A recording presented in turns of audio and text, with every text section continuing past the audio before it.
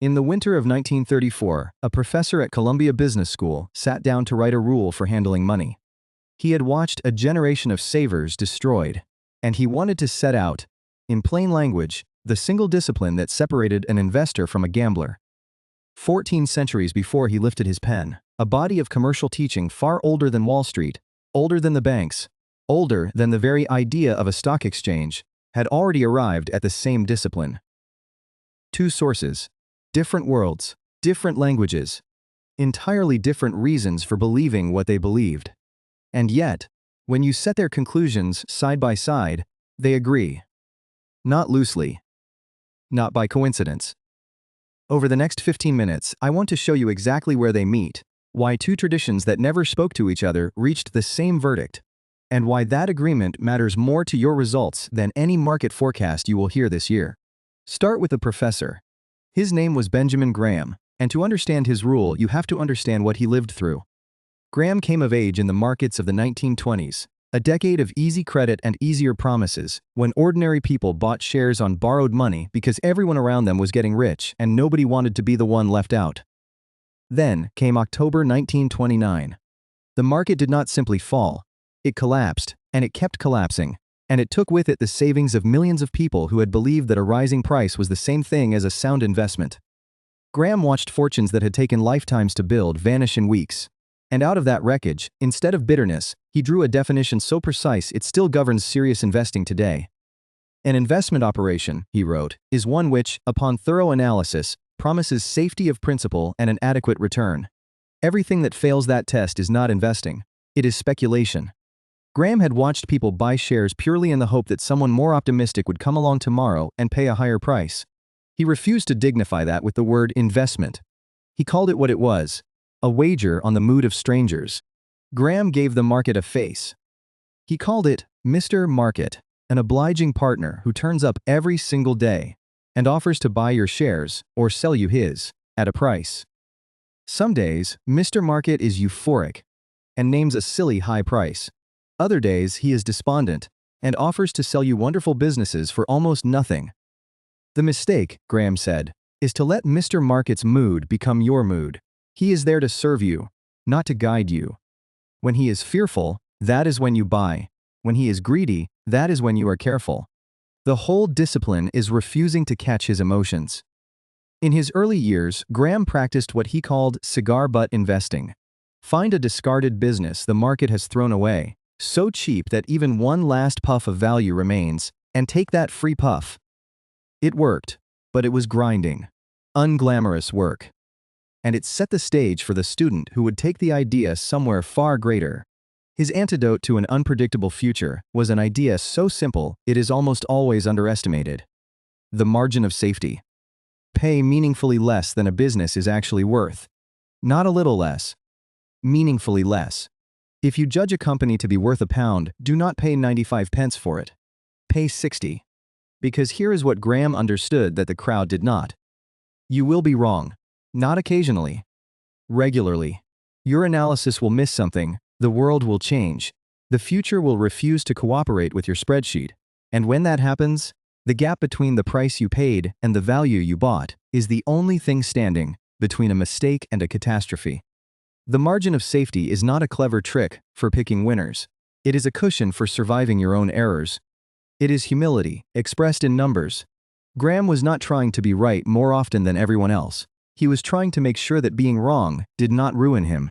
His most famous student took that foundation and built something extraordinary on top of it.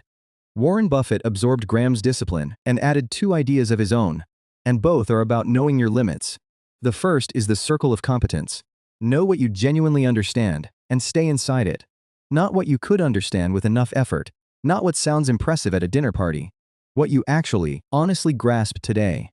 Because the expensive mistakes almost never happen in the middle of what you know. They happen at the edges, just outside the boundary of your real understanding, where confidence outruns knowledge. The second idea is temperament, and it is the one almost nobody can copy. The willingness to do nothing. To sit, sometimes for years, holding cash, watching others get rich around you, waiting for the right business to arrive at the right price. In a world that mistakes motion for progress, the ability to wait patiently is a genuine edge, because it is so rare. Buffett's first rule is famous: never lose money. His second rule is even better: never forget the first. Protect the downside, and the upside takes care of itself.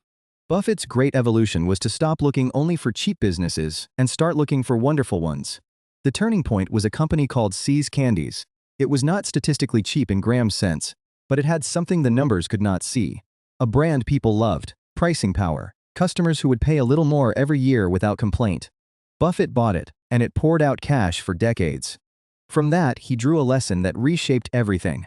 It is far better to buy a wonderful company at a fair price than a fair company at a wonderful price. He began hunting for what he called moats, durable advantages that protect a business the way a moat protects a castle. A powerful brand, a network that strengthens as it grows, a cost advantage nobody can match. And he built Berkshire on an engine most people never notice: insurance. Insurers collect premiums today and pay claims years later, and in between they hold a river of other people's money, called float. Buffett used that float, patiently, to buy more wonderful businesses, and let the whole thing compound for over half a century. And then there is the matter of borrowed money, where Buffett is blunter than almost anywhere else. If you are smart, he has said, in effect, you do not need it, and if you are not smart, you should not be anywhere near it. Leverage is the one force that can turn a temporary setback into a permanent loss. A business with no debt can have a terrible year, wait, recover, and carry on. A business drowning in debt does not get that luxury. When the bad year comes, and it always comes, its creditors decide its future, not its owners. Now cross to the older source. Islamic commercial teaching rests on a small number of pillars, and the striking thing is how practical they are. The first is the prohibition of riba, money earning money purely through interest. The principle that wealth should come from owning and sharing in real productive activity, from taking genuine risk in a genuine enterprise. The second pillar is the avoidance of gharar, excessive uncertainty. Do not commit money to contracts whose outcome nobody can reasonably assess, and do not profit from another person's confusion. Close beside it sits the rejection of maisir, gambling, staking money on chance rather than enterprise, and over all of it sits stewardship. Wealth is held in trust, to be deployed carefully, productively, and with real accountability for where it goes. The older tradition is not merely a list of prohibitions. At its heart is a positive vision of how wealth should be made. It favors partnership. In an arrangement called mudaraba, one party provides the capital and another provides the skill and the labor, and they share the profit by agreement. And crucially, they share the loss too. In musharaka, partners pool capital and share both the risk and the reward together. The principle in both is the same. If you want the upside of an enterprise, you must stand in its risk. You cannot sit outside, lending at a fixed rate, guaranteed to be paid whether the venture thrives or fails. And this vision is not abstract. The man at the center of the tradition was himself a merchant before he was anything else, known throughout his city, long before any claim to privatehood, by a single title: Al-Amin, the trustworthy. In a world of sharp practice, his reputation was that he dealt honestly, kept his word, and never cheated a customer. Honest trade was not a compromise with faith, it was an expression of it. Set these two traditions side by side now, the Depression-era professor and the centuries-old teaching, and the alignment is genuinely difficult to dismiss. Take the first meeting point. Graham's margin of safety and the avoidance of gharar are, at their core, the same instinct wearing different clothes. One says demand a discount because the future is unknowable. The other says walk away entirely from arrangements built on unknowables. Both refuse to commit capital where the outcome is a guess dressed up as a plan. The second meeting point is the balance sheet, and here the overlap is almost uncanny. Buffett avoids heavily indebted companies because debt makes them fragile. The older tradition restricts interest-bearing debt as a matter of principle. Different roads, identical destination. When you run both filters over the market, they remove the same fragile companies, and what passes through both is the same kind of business, conservatively financed, generating real cash, built to survive a hard winter. The third meeting point is speculation itself. Both traditions look at money staked purely on price movement and reach precisely the same verdict. That is not ownership. It is a casino with better lighting. And both point toward the same alternative: the real economy. Real goods, real services, real cash flows. One arrives through decades of evidence, the other through principle, and they arrive at the same door. Now I want to be honest about where these two traditions genuinely part ways, because pretending they are identical would be its own kind of dishonesty. The motivations differ deeply. Graham and Buffett avoid leverage and speculation because those things lose money. The faith tradition avoids them because they are considered wrong, whether or not they happen to pay. One is a conclusion from experience, the other is a commitment held in advance of the results. The scope differs too. Value investing, in its pure form, has no forbidden industries. If the price is low enough, a distillery or a casino operator is simply a bargain. The ethical tradition says no. Some revenue is excluded whatever the price, because what a business does matters just as much as what it earns. And there is a third difference, perhaps the most important. One framework is a set of preferences, and preferences can be bent under pressure. The other is a commitment, and that is precisely why it holds when discipline is most expensive. So what does a modern values-first screen do with two traditions that agree? It runs every company through two gates. Gate 1 asks what the business does. Gate 2 asks what the business is. How is it financed? Could it survive a hard winter? Are the cash flows real? Does the price leave room to be wrong? Passing one gate is not enough. A company must clear both, and most do not. What survives is a short list that is ethically sound and financially resilient at the same time, and that belongs to anyone, of any background, who wants their money to stand for something and to stand up to stress. Let me make the two-gate screen concrete, because this is where philosophy becomes a decision you can actually make. Take a real company. Gate 1. What does it do? Where does the money genuinely come from? If a meaningful slice of its revenue flows from activities the older tradition will not sanction, gambling, interest, harmful products, it fails here, no matter how attractive the price. You do not even reach the second question. But say it passes. Now gate 2. What is it?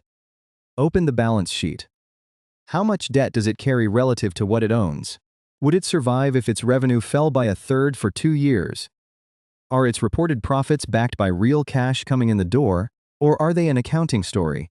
And finally, at today's price, is there any margin of safety, any room for you to be wrong?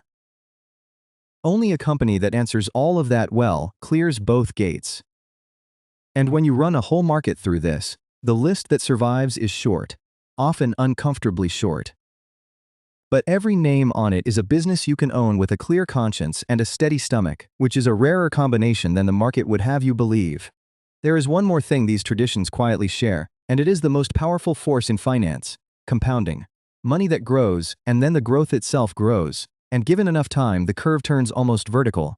But compounding has one absolute requirement: you must not interrupt it. A single catastrophic loss, a blow-up from too much leverage, one reckless bet gone wrong, resets the whole process to zero, and no rate of return can rescue you from a wipeout. This is why both traditions are so obsessed with what looks, on the surface, like caution. Avoid ruin, protect the downside, do not stake what you cannot afford to lose. It is not timidity, it is the deep understanding that the investor's real enemy is not missing a winner. It is the permanent loss that ends the game. Survive, stay disciplined, let the years do the work, and time becomes your greatest ally. Rush, overreach, borrow to hurry it along, and time becomes the very thing that destroys you. So step back and look at what we have.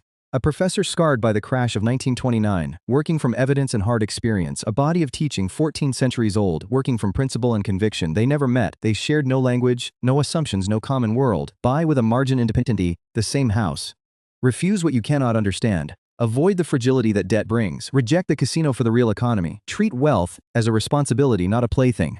Where they differ, on forbidden industries, on preference against commitment, the difference only makes the ethical version sturdier, because a commitment holds precisely when a preference would crack. Two witnesses, from opposite ends of history, testifying to the same truth about money. When independent sources with nothing in common arrive at the same answer, it is worth paying close attention. That is not a coincidence. That is a signal. Now, a fair challenge at this stage is this. That is a lovely philosophy, but does it actually work, or does virtue cost you the market? So let me give you the honest numbers. Screen the whole market broadly for values, and you roughly keep pace. A broad ethical screen has tracked close to the S&P 500 while quietly excluding the sectors it will not touch. Keeping your values did not cost you the market. But apply the same discipline with real selectivity through rules-based composites built on these ideas, and the picture gets more interesting. Those systematic baskets have not merely kept pace. Over the same window they have delivered roughly 2 times the return of the S&P, and in the most concentrated case more than 2 times. Not by cherry-picking, but as transparent, rules-based indices with published track records. The point is not to promise those numbers will repeat, because nobody honest can. The point is simpler. Ethical investing, applied with discipline, has as much potential as anything else. Applied well, it can be an edge. None of this is a promise about future returns. What two traditions 14 centuries apart offer you is not a forecast. It is a framework for asking better questions before your money moves. Those questions do not guarantee you will be right. They guarantee that when you are wrong, and you will be, it will not ruin you. If this earned your attention, subscribe so the next one reaches you. The full written piece and the ethical screening tools are linked below at titanprotect.trade. And tell me in the comments. When you avoid a fragile, harmful business, which reason leads for you? Because it loses, or because it is